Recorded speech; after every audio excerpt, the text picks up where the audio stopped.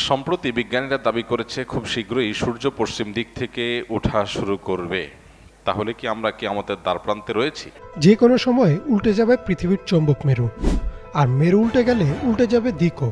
ফলে সূর্য উঠবে পশ্চিম দিকে।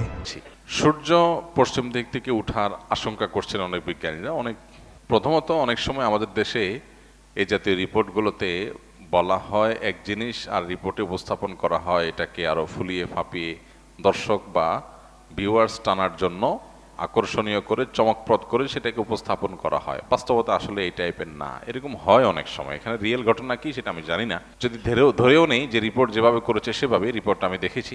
পশ্চিম দিক থেকে সূর্য ওঠার আশঙ্কা করা হচ্ছে, সেক্ষেত্রে সেটা যদি হয় তাহলে সেক্ষেত্রে পৃথিবীতে নানা রকমের বিশৃঙ্খল পরিস্থিতি দেখা দিবে, রোগবালাই, ঘরে ঘরে ক্যান্সার হয়ে যেতে পারে, ইত্যাদি ইত্যাদি অনেক আশঙ্কা বিজ্ঞানীরা করছেন। আমরা যখন কোরআন এবং হাদিসের ছাঁচে ফেলে এই গবেষণাকে মাপঝোপ করার চেষ্টা করি, তখন আমরা দেখতে পাই নবী করিম সাল্লাল্লাহু আলাইহি সাল্লাম কিয়ামতের আগে 10টি বিশেষ আলামত প্রকাশ পাওয়ার কথা বলেছেন, যেগুলোকে আলামাতুস সাআহ আল কুবরাহ বলা হয়েছে, অর্থাৎ কিয়ামতের বড় বড় আলামত হিসাবে আখ্যায়িত করা হয়েছে। এখানে বড় আলামত বলতে কিয়ামতের একেবারে শেষ মুহূর্তে এসে যেগুলো দেখা দিবে সেগুলোই বড় আলামত, আর যেগুলো অনেক আগে থেকে দেখা দিবে সেগুলো ছোট আলামত। তো কিয়ামতের প্রায় 141টার মতো ছোট আলামত আছে, যেগুলো বিভিন্ন বই পুস্তকে ওলামা একরাম কোরআন এবং হাদিস থেকে সংকলন করেছেন। সৌদি আরবের একজন আলেম ডক্টর মোহাম্মদ আল আরিফি, তার একটা কিতাব আছে, সেখানে তিনি আলামাতুস সাআত এই 141 সবগুলোকে একত্র করেছেন। নেহায়াতুল আলম তার সেই বইটার নাম, আরবিতে বাংলা অনুবাদ হয়েছে।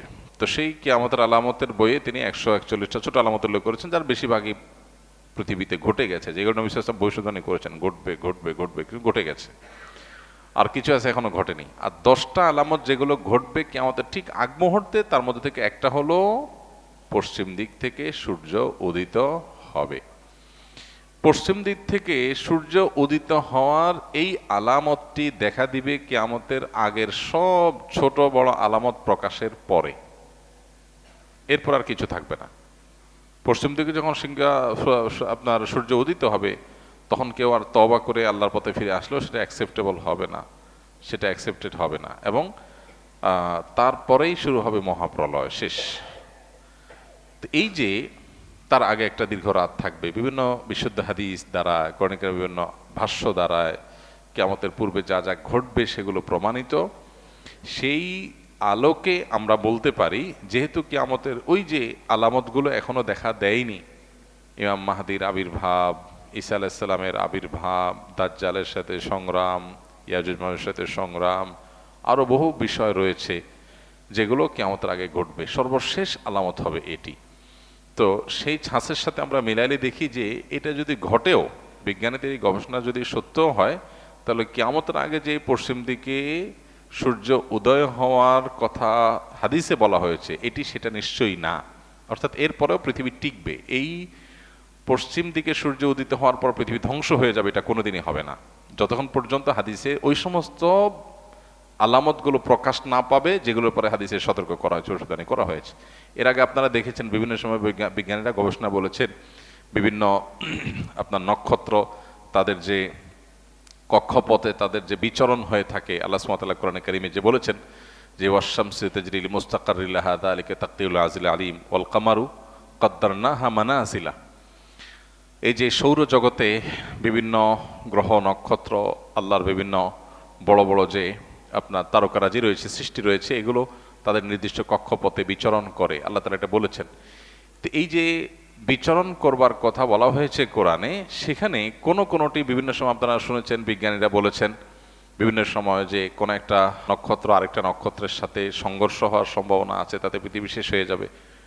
আমরা অনেকে এই সমস্ত নিউজ দেখার পর মোটামুটি জমি জমা বিক্রি করে সব খেয়ে পরে মোটামুটি প্রস্তুত হয়ে গেছিলাম। কিন্তু একজন ইমানদার তিনি নিশ্চিতভাবে জানেন নবী করিম সাল্লাল্লাহু আলাইহি সাল্লাম মহাপ্রলয় হয়ে সৃষ্টি জগৎ শেষ হওয়ার যে ঘটনা ঘটবে তার আগে অনেকগুলো বিষয় বলেছেন, সেগুলো ঘটবে।